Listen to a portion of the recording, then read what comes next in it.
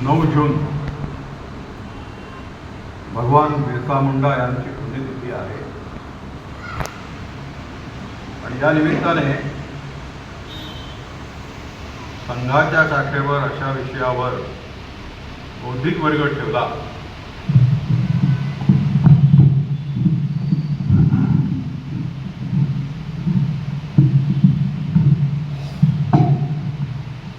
याबद्दल मी आपल्या कार्यकर्त्यांचं सर्वप्रथम अभिनंदन करतो. आपला भारत महान देश आहे आणि या महान देशामध्ये अनेक महापुरुष हे जन्माला येऊन गेलेले आहेत.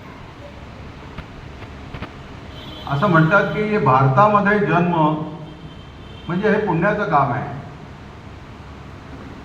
आपण सगळेजण त्या पुण्यवानांमध्ये आहोत आणि जर आपण सगळेजण त्या पुण्यवानांपैकी जर एक आहोत की ज्यांना या भारतात जन्म मिळालेला आहे, तर मग आपल्या प्रत्येकाचं जीवन ध्येय सुद्धा ठरलेलं आहे. फक्त त्या जीवन ध्येयाचा आम्ही शोध घेतला पाहिजे. काय आमचं जीवन ध्येय आहे, कशाला आमच्यासाठी पाठवलं आहे? धर्माच्या करिता आम्हास जगती रामाने धाडी गेले, ऐसे जाणून राम भक्ती करता ऐश्वर्य हे लाभले. आता धर्म सख्या तुझ्या पुढते या, नम्रत्वतेने असे इच्छा होत असे मानसी करीतसे हा देह तुझा असे. आमचे नाना पालकर यांनी डॉक्टरांचं चरित्र लिहिलं. परिस्थिती काय एवढी फार चांगली नव्हती. गुरुपौर्णिमेचा दिवस आला आणि त्या गुरुपौर्णिमेच्या याच्यात आता गुरुदक्षिणा द्यायची. काय गुरुदक्षिणा द्यायची? तर आमच्या नानांनी स्वतःलाच संघाला अर्पण करून टाकलं. त्यांनी काय म्हटलं? धर्माच्या करिता आम्हास जगती रामाने धाडी गेले, ऐसे जाणून संघ कार्य करिता ऐश्वर्य हे लाभले. आता धर्मध्वजा तुझ्या पुढती या, नम्रत्वतेने असे इच्छा होत असे मानसी करीतसे हा देह तुझा असे. तशा अनेक स्वयंसेवकांनी आपलं जीवन हे या देशासाठी अर्पण केलं. आपलं जीवन ध्येय शोधलं आणि आज त्याची अमृत फळं हे आज आपण पाहतो आहोत. आपल्या भारत देशात सुद्धा जे जे म्हणून महापुरुष झाले त्या सगळ्या महापुरुषांचा आदर्श आपल्या सगळ्या स्वयंसेवकांनी ठेवला. त्यातले एक आदर्श म्हणजे भगवान बिरसा मुंडा. कोण होते भगवान बिरसा मुंडा? छोटा नागपूर क्षेत्रामध्ये एक ज्या मुंडा जनजाती आहे त्या मुंडा जनजातीमध्ये जन्माला आलेला हा बालक 15 नोव्हेंबर 1857 या दिवशी सुगमा मुंडा आणि करमी मुंडा या दोघांच्या पोटी बिरसा मुंडांचा जन्म झाला. आणि पारंपरिक ज्या काही सगळ्या विधी आहेत त्याच्या विधी बालकाच्या जन्मानंतर या करतात. जसं आपल्याकडे 5वी पुस्तक वगैरे ते सगळं. अशा तऱ्हेने मुंडा जनजातीमध्ये जो काही विधी होता तो केला आणि ती सगळी जी फुलांची परडी होती ती नदीमध्ये सोडली. ती नदीमध्ये सोडल्यानंतर ती प्रवाहाच्या विरुद्ध जायला लागली. असं जेव्हा पाहिलं त्यावेळेला त्या सगळ्यांनी असं म्हटलं की अरे हा जो जन्माला आलेला आहे हा कोणीतरी महापुरुष आहे, हा कोणीतरी मोठा मनुष्य होणार आहे. सगळ्या घरच्यांना त्यांनी सांगितलं की तुम्ही याच्याकडे नीट लक्ष द्या, हा मोठा मनुष्य होणार आहे.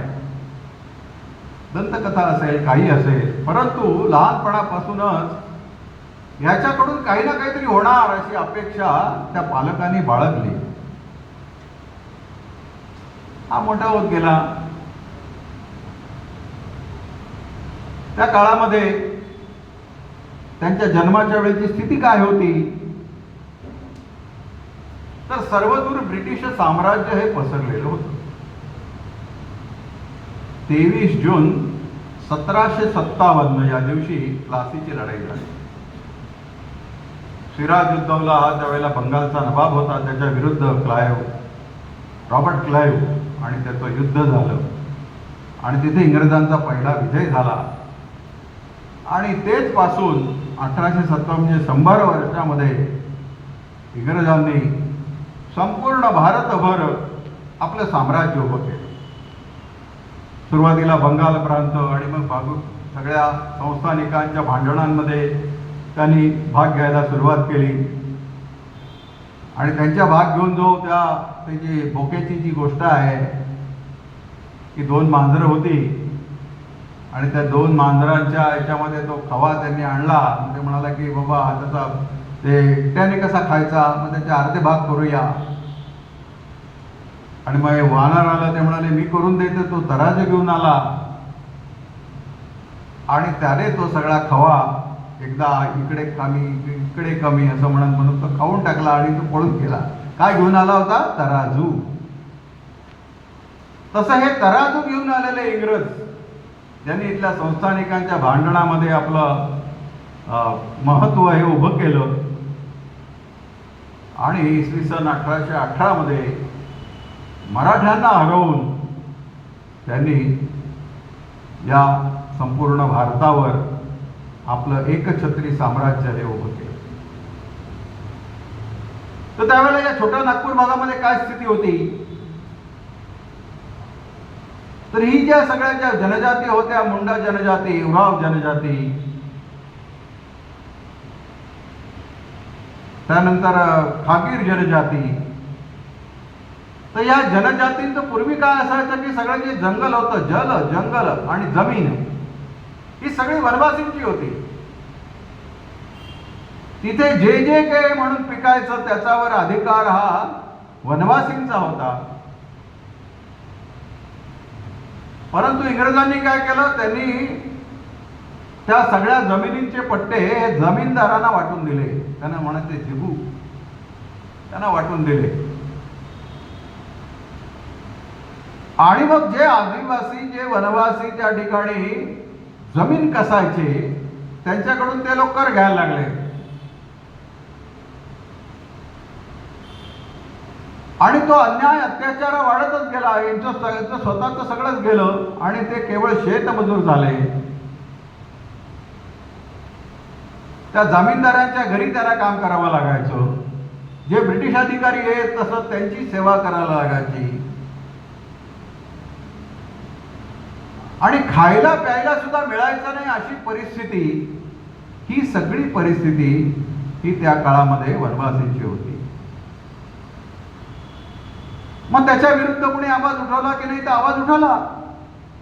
प्रत्येक गावामध्ये काही मुखिया होते, त्यांना सरदार म्हणायचे, सरदार. अशा सगळ्या सरदारांनी आंदोलन सुरू केलं. आणि ही आमचं जल आहे, हे आमची जमीन आहे, हे आमचं जंगल आहे. आणि विरोध सुरू केल्यानंतर इंग्रजांनी आणि जमीनदारांच्या गुंडांनी त्यांचा जो विरोध होता तो शारीरिक क्षमतेच्या बळावर हा मोडून काढला. आणि हे सगळे की ज्यांना जेवायला अन्न नाही, खायला घालायला कपडे नाही, अशा ह्याच्यामध्ये कसं बसं जीवन जगणं हे चालू होतं. ही स्थिती बिरसा मुंडांच्या जन्माच्या वेळेची होती. आणि अशा वातावरणामध्ये हा बिरसा वाढत होता. मग काहीतरी उद्योग करायचे. काय उद्योग करायचे, तर मग रानामध्ये गुरं घेऊन जायची, त्यांना चारायचं. आणि त्याच काळामध्ये त्याला बासरी वाजवायचा छंद लागला. ज्याप्रमाणे भगवान श्रीकृष्ण बासरी वाजवत असत आणि गाई गुरं ही त्याच्या भोवती असत, तशीच परिस्थिती या बिरसाची होती की त्याचं सुरेख वादन ऐकण्यामध्ये ही सगळी गाई गुरं सुद्धा स्तब्ध होत असे.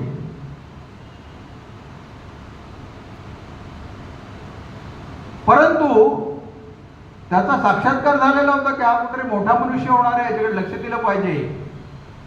मग आज केवळ उन्हाळक्या करतोय हे चालणार नाही, याला काहीतरी शिक्षण दिलं पाहिजे, म्हणून त्याला मामाच्या गावी पाठवलं. मामाच्या गावी पाठवलं. त्याच्या मामाच्या गावाच्या जवळ एक सलगा म्हणून एक गाव होतं आणि त्या ठिकाणी राजपाल नाग नावाचे एक शिक्षक होते आणि त्यांच्या शाळेमध्ये हा बिरसा शिकायला लागला. त्याच्या असं लक्षामध्ये गेलं आलं की अरे या मुलामध्ये काहीतरी विलक्षण आहे,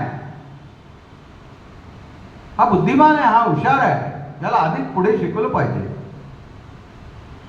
मग त्यांनी सुरमाला सांगितलं की अरे हा तुझा मुलगा ना खरंच खूप हुशार आहे, त्याला पुढचं शिक्षण दिलं पाहिजे. पण पुढचं शिक्षण कुठे देणार, काय करणार? तर त्याला मिशनरी शाळेमध्ये आता घातलं पाहिजे. आणि मग मिशनरी शाळांचं काय होतं की ज्या शाळांमध्ये ज्याची मुलं शिकायची त्या सगळ्या कुटुंबाने ख्रिश्चन व्हायला पाहिजे, तर ते त्यांना तिथे शिक्षण मिळेल. तर आपल्या मुलाला चांगलं शिक्षण मिळालं पाहिजे, तो मोठा झाला पाहिजे. मग सुगमा आणि त्याच्या सगळ्या कुटुंबाने ख्रिश्चन धर्म स्वीकारला. बिरसा सुद्धा बाप्तिस्मा झाला आणि त्याचं नाव झालं बिरसा डेव्हिड आणि नंतर बिरसा दाऊद असं त्याचं नाव. तो त्या शाळेमध्ये शिकत होता. पण ज्या वेळेला त्या शाळेमध्ये त्या जयपाल नागरी त्याला पाठवलं होतं त्यावेळेला त्याच्यासोबत त्याच्या एक भगवद्गीता दिली होती आणि रामायण दिलं होतं आणि सांगितलं होतं की तुला जमेल तसं वाच बरं, काय वाचत राहा. त्यामुळे ते जे संस्कार आहेत ते संस्कार तसेच काही ना काहीतरी थोडे थोडे होत होते. ख्रिश्चन जरी झाला तरी त्या ठिकाणी त्याचं जे सत्व होतं ते जागा होतं. परंतु आपल्याला हे शिकायला कशाकरता पाठवलं आहे की ही जी सगळी परिस्थिती आहे ती परिस्थिती आपण बदलणार आहोत असा यांना विश्वास वाटतो आहे, असं कुठेतरी त्यांच्या मनामध्ये हे भरून दिलेलं होतं आणि त्यानुसार ते शिक्षण ते घेत होते. त्या ठिकाणी अन्याय होतच होता. त्यांच्या जनजातीच्या ज्या सगळ्या चालीरीती होत्या त्याच्यावर टीका केली जात होती. आणि असंच एके दिवशी एक त्यांचे शिक्षक होते, त्या शिक्षकांचं नाव होतं डॉक्टर नॉटरॉन. त्या नॉटरॉनने काय केलं तर त्याने सांगितलं की हे तुमचे सगळे जे मुंडा बिंडा हे सगळे लोक आहेत हे सगळे बकवास आहेत. त्यांचे जे देव आहेत ते सगळे सैतान आहेत. आणि ते काही याला सहन झालं नाही आणि त्याने त्याला विरोध केला. नंतरच्या ह्याच्यामध्ये त्याच्या वसतिगृहावर ते गोमांस शिजवलं गेलं, त्याला सुद्धा त्याने विरोध केला. आणि मग शेवटी तो म्हणाला की इथे काही आपलं जमणार नाही आणि ते सगळं असह्य झालं आणि त्यांनी ती शाळा सोडून दिली. शाळा सोडून बिरसा घरी आला. घरी काय होतं, दुष्काळ पडलेला होता आणि त्या दुष्काळामध्ये घरामध्ये तर खायला काहीच नव्हतं. ते म्हणाले अरे तू तर शाळा सोडून आला, तिथे निदान 4 घास तर तुला मिळत होते आणि हा आपला पुस्तकं घेऊन वाचायचा. आणि ते म्हणाले काय तू पुस्तक घेऊन वाचतोयस, इथे आपल्याला काही खायला नाहीये, तू जा आणि काहीतरी कमावून घेऊन ये. आणि त्याला घरातून घालवून दिलं. तो गेला बाहेर.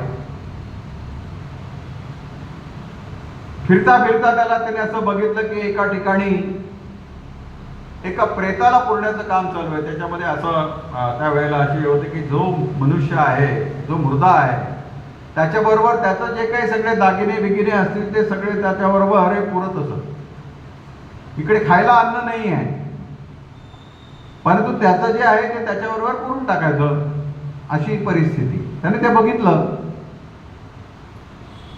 आणि ते पुरून बाहेर गेल्यानंतर हा तिथे गेला. त्याने ते उकरलं सगळं, ते दागिने काढले, ते विकले, त्याचं धान्य विकत घेतलं आणि घरी आला. त्या दिवशी सगळ्या घरच्यांना पोटभर जेवायला मिळालं. परंतु त्याला ते तिथून दागिने काढताना आणि ते विकताना पाहिलं होतं एकाने. तो आला त्यांच्या घरी. तो म्हणाला की अरे तुम्ही काय पाप करताय, तुम्ही मुर्द्याचं खाताय म्हणाले. ते सगळे आई वडील, त्याची आजी, ते सगळे उभे राहिले, आम्ही मुर्द्याचं खातोय म्हणजे काय? ते म्हणाले त्यालाच विचारा काय झालं. तो म्हणाला इथे आपण सगळे उपाशी आहोत आणि ही कुठली पद्धत की याच्याबरोबर ते सगळे दागिने बिगिने टाकून द्यायचे, पुरून टाकायचे. त्याचा उपयोग करा ना. त्या मुर्द्याला त्याचा काय उपयोग आहे? जिवंत जर मनुष्य आहे त्या जिवंत माणसाला त्याचा उपयोग झाला पाहिजे. परंतु ते काही त्याच्या घरच्यांना सहन झाला नाही.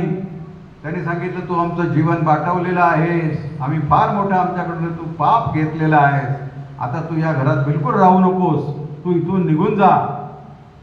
आणि त्याला त्याची पुस्तकं आणि घेऊन त्याची फेकून दिली आणि त्याला घराच्या बाहेर टाकून दिली. मग आता काय करायचं? तो आला आणि जंगलामध्ये फिरायला लागला. आणि जंगलामध्ये फिरता फिरता काय खाणार? तर वनस्पती. आणि असं करता करता त्या वनस्पतींची माहिती ही तो घ्यायला लागला. त्याचे काय औषधी परिणाम आहे त्याची माहिती तो घ्यायला लागला. तिथे देवाचं ध्यान करायला लागला. जे काही मिळेल ते पाणी आणि काही पाला बिला खाऊन त्याचं जीवन चालू झालं. एके दिवशी त्याला असं वाटलं की बाबा आपल्याला जो आपला देव आहे की ज्या देवाचं नाव सूर्य म्हणजे पण सिंग मोंबा, तर त्याने आपल्याला दृष्टांत दिलेला आहे असं त्याला वाटलं. आणि मग तो गावागावात फिरायला लागला आणि सांगायला लागला की मला सिंगभोंगाचा दृष्टांत झालेला आहे आणि त्याच्यानुसार मी तुम्हाला सांगतोय की तुम्ही सगळ्यांनी एक झालं पाहिजे, अन्यायाच्या विरुद्ध लढलं पाहिजे. त्याच्यासाठी काय केलं पाहिजे? तर पहिलं तुम्ही दारू पिणं बंद केलं पाहिजे. कारण तो आपला सिंगभोंगा सांगतोय की हे दारू पिणं वाईट आहे, मग त्याचं तुम्ही ऐकलं तर त्याचा कोप होईल असं सांगायला लागला. त्याचं सांगणं लोकांना पटायला लागलं. जे आजारी होते त्या आजारांवर तो उपचार करायला लागला, कारण त्याने त्या वनस्पतींचं ज्ञान मिळवलेलं होतं त्या काळामध्ये. त्या लोक बरी व्हायला लागली. त्याच काळामध्ये त्याला एक वैष्णव गुरु भेटले, आनंद पांडे म्हणून. ते एका जमीनदाराकडे मुन्शी होते, परंतु त्यांना सुद्धा हे सगळं पाहवत नव्हतं. आणि याच्यातून आपला भारत, आपला देश हा पुढे आला पाहिजे, त्यातून सुटला पाहिजे, काय करता येईल. आणि त्याने हा जो बिरसा सगळीकडे फिरत होता ते पाहिलं आणि मग त्याला आपल्या घरी आणलं.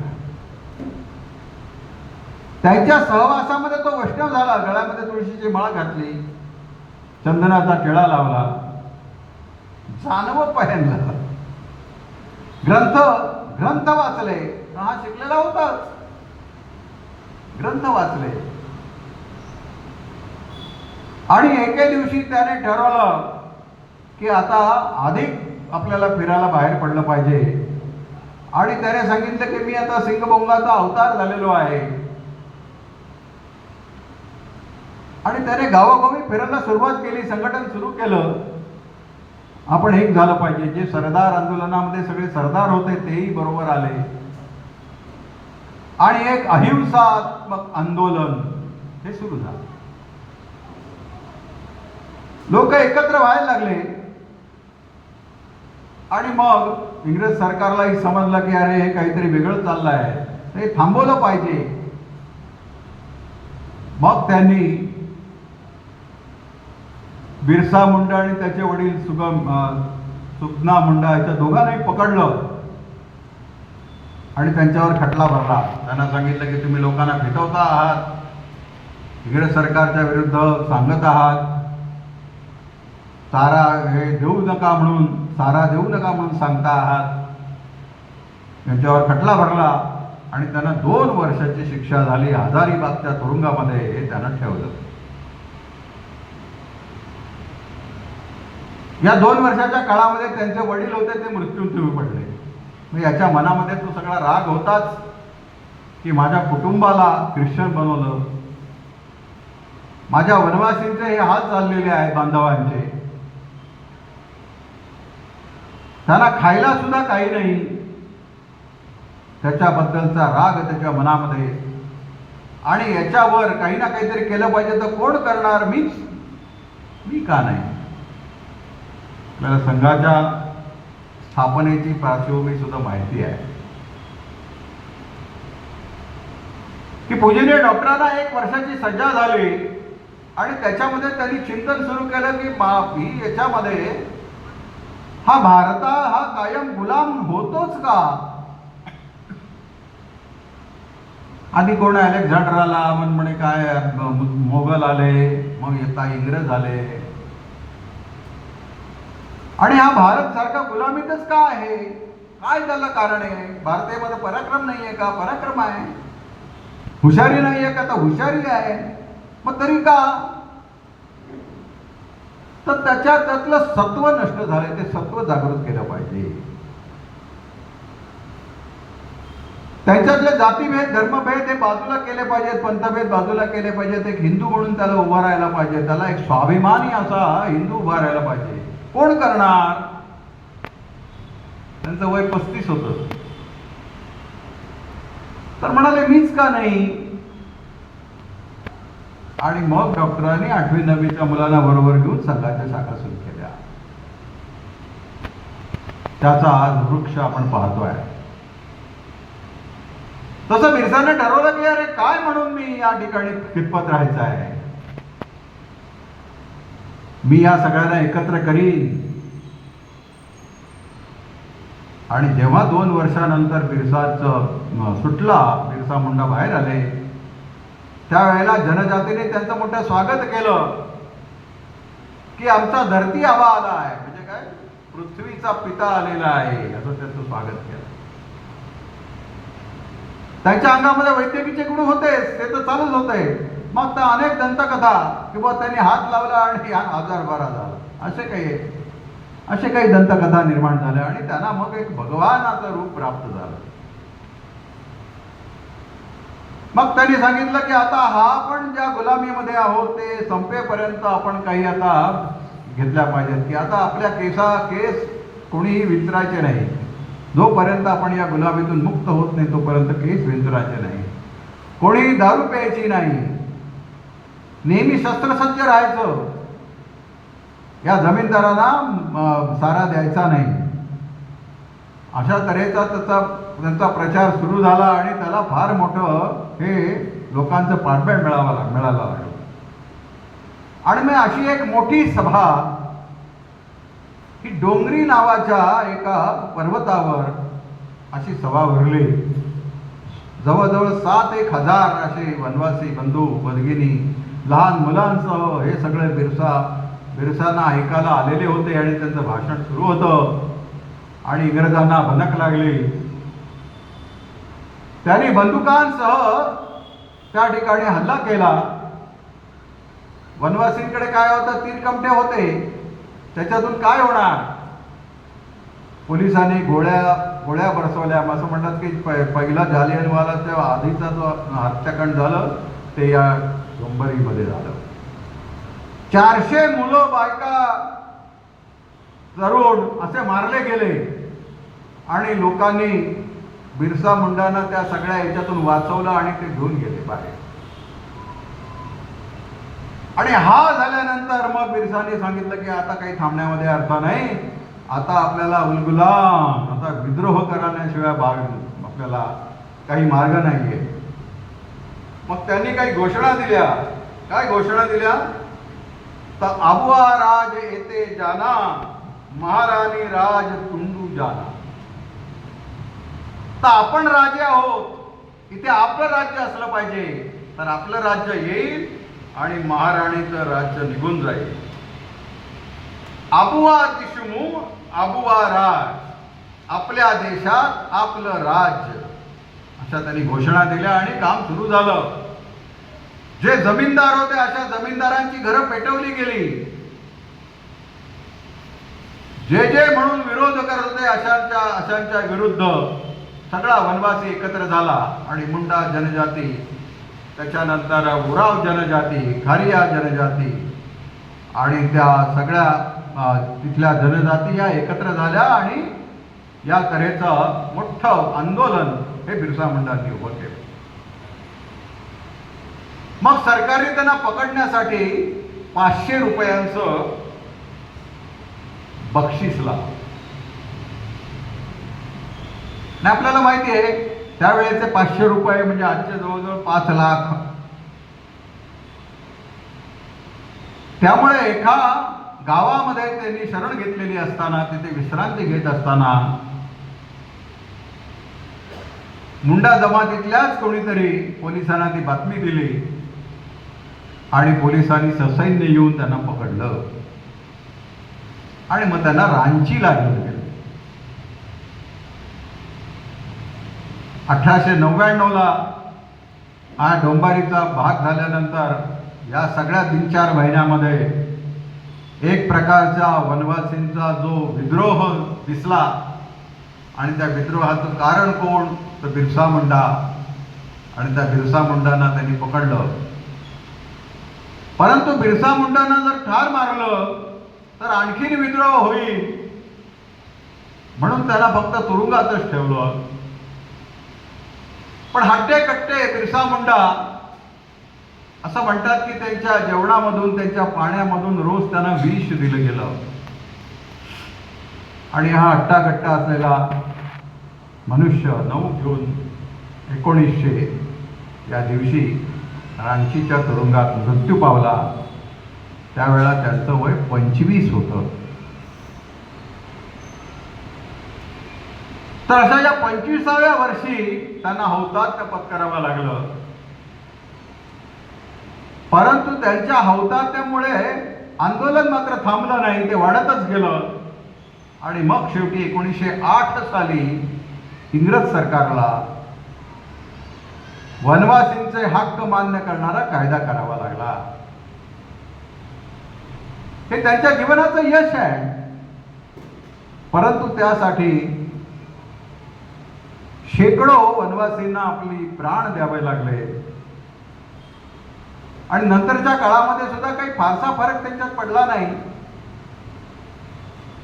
परंतु त्यांनी जो स्वातंत्र्याचा जो मंत्र दिला तो मंत्र मात्र सगळ्यांनी आपल्या हृदयामध्ये ठेवला आणि म्हणून ते भगवान ठरले. बिरसा मुंडांच्या या सगळ्या जीवनचरित्रातून आपल्याला काय शिकलं पाहिजे आता जेव्हा संघ म्हणून विचार करतो त्यावेळेला पहिली गोष्ट ही आहे की आम्हाला आमचा धर्म माहिती पाहिजे. आमच्या घरातल्या प्रत्येकाला आपला हिंदू धर्म काय आहे, त्याच्या प्रत्येक चालीरीतीमध्ये काय विज्ञान लपलेलं आहे हे आम्ही सांगितलं पाहिजे. मुख्य म्हणजे आमच्या घरातल्या मुलींना आम्ही आमच्या धर्माची शिकवण ही लहानपणापासून देण्याची आवश्यकता आहे. आपण पाहतोय की हे सगळे लव जिहाद किंवा या सगळ्या जगाच्या आता आमिर खान 3रं लग्न करतोय आणि 3री सुद्धा हिंदूच मुलगी आहे. तर अशा सगळ्या काळामध्ये आमच्या ज्या मुली आहेत त्या मुलींना धर्म काय आहे आमचा, त्यातलं काय वैशिष्ट्य आहे, कशा करता कुंकू लावायचा आहे, कशा करता बांगड्या लावायच्या घालायच्या आहेत, कशा करता देवांच्या पूजा आहेत, त्याच्या पाठीमागचं विज्ञान काय, का घरासमोर तुळस लगायची, का 5 झाडांचं महत्व आहे, वड, पिंपळ, आंबा आणि तुळस असे ते 5 झाडं आहेत, त्याचं काय महत्व आहे, बेल, त्यांची औषधी, त्या औषधींचं महत्व आणि ते आपल्या धर्माशी सगळ्या याच्याशी जोडलेलं आहे. आमचे प्रत्येक सण वार हे प्रकृतीशी कसे जोडलेले आहेत याची माहिती आम्ही आमच्या पिढीला ही दिली पाहिजे. आमच्या घरामध्ये जे काही कुळधर्म आहे ते कुळधर्म कशासाठी आहे, काय त्याच्यामध्ये, म्हणजे त्या श्रावणाच्या कहाणीमध्ये असं म्हणतात की करारे हाकारे पिटारे दांडोरा नगरा, कोणी उपाशी आहे का त्याचा शोध करा. म्हणते उपाशी कोणी नाही, पण एक माळीविका जातोय, मग त्याला सांगतात की तू ये आणि आमच्या याची कहाणी ऐक. आणि मग त्याची जी मुळी होते ती सोन्याची होते. मग तो म्हणतो की कहाणी ऐकल्याचं एवढं फळ, मग वसा घेतल्याचं काय फळ, काय वसा असेल तुम्हाला सांगा. यातलं मूळ काय, तर आपण जेवायला बसण्यापूर्वी आपल्या गावामध्ये कोणी उपाशी नाही ना त्याचा शोध घ्या. प्रत्येकाला अन्न मिळतंय की नाही ते बघा. काकवली कशा करता द्यायचा, रोज गाईला ग्रास कशा करता द्यायचा, रोज कुत्र्यासाठी कशा करता भाकर तुकडा द्यायचा, हे सगळं पहा. तर याची सगळी माहिती ही आपण आपल्या पिढीला दिली पाहिजे. दुसरं, स्वाभिमान, की त्याने जसा आपल्या सगळ्या जनजातीमध्ये एक स्वाभिमान निर्माण केला की आम्ही कोण आहोत, आम्ही पुत्र अमृताचे, आम्ही पुत्र या धरेचे, उजळून टाकू भवितव्य मातृभूचे. तर आम्ही सगळ्यांना अमृताचे पुत्र आहोत. म्हणून जे जे क्रांतिकारक फासावर गेले ते म्हणाले की मी पुन्हा या भारतामध्ये जन्माला येईल माझ्या स्वातंत्र्यासाठी, कारण आमच्याकडे पुनर्जन्माचा सिद्धांत आहे. त्याच्यामुळे स्वाभिमानी प्रत्येकाला बनणं, त्याच्यानंतर कोणापुढे हात पसरायचे नाही आहे. जे काही मिळवायचं आहे ते स्वाभिमानाने मिळवायचं आहे. की त्या ठिकाणी त्यांनी म्हटलं असतं की बाबा चला जे द्याल ते.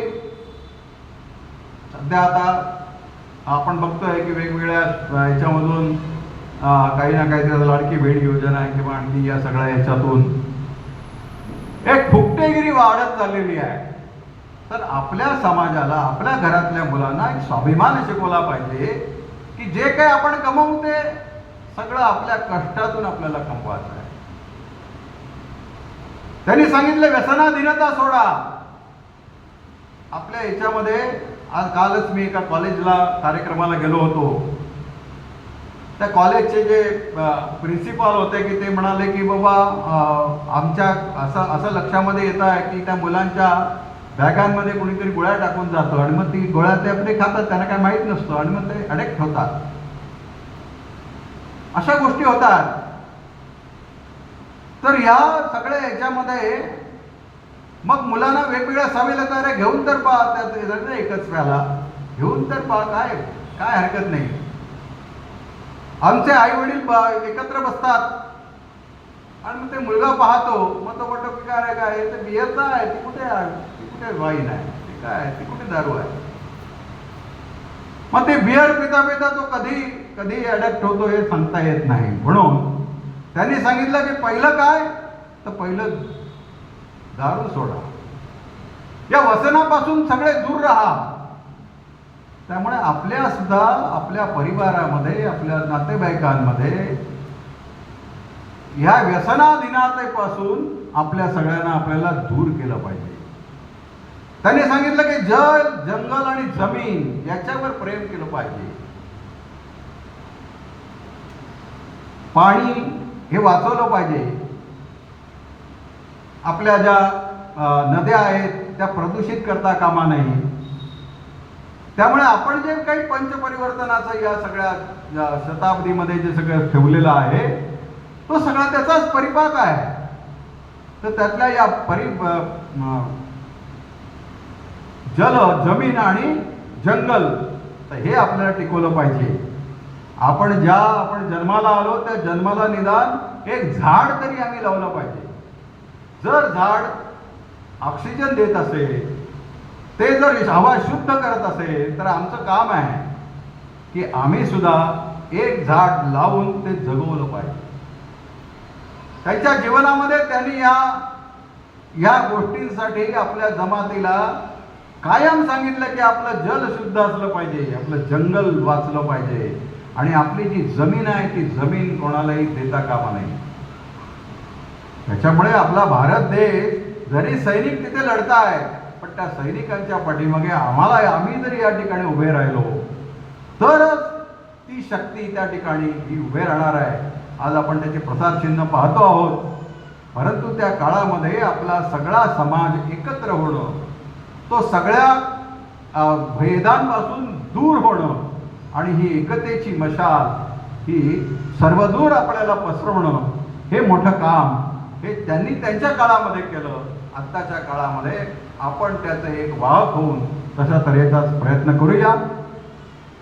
संघाच्या योजनेतून ज्या ज्या म्हणून गोष्टी होतात त्या सगळ्या गोष्टींमध्ये मी काय करू शकतो हे लक्षामध्ये ठेवून योजनापूर्वक त्यातून आपण काम करूया. आणि जी अपेक्षा आपल्या पूजनीय डॉक्टरांनी व्यक्त केलेली आहे की मला संघाची ज्युबिली साजरी करायची नाही. आपण सुद्धा आता असं म्हटलं की आपल्याला संघाची आपण शताब्दी करतो आहे, पण आपल्याला लवकरात लवकर संघ आणि समाज हा एकत्र करायचा आहे. त्या दृष्टीने आपण पावलं टाकूया. आणि असं आपण केलं तर आतापर्यंत ज्यांनी या भारताच्या स्वातंत्र्यासाठी आपलं जीवनाचं बलिदान केलेलं आहे त्या सगळ्यांना उचित श्रद्धांजली दिली असं होईल असं मला वाटतं. धन्यवाद.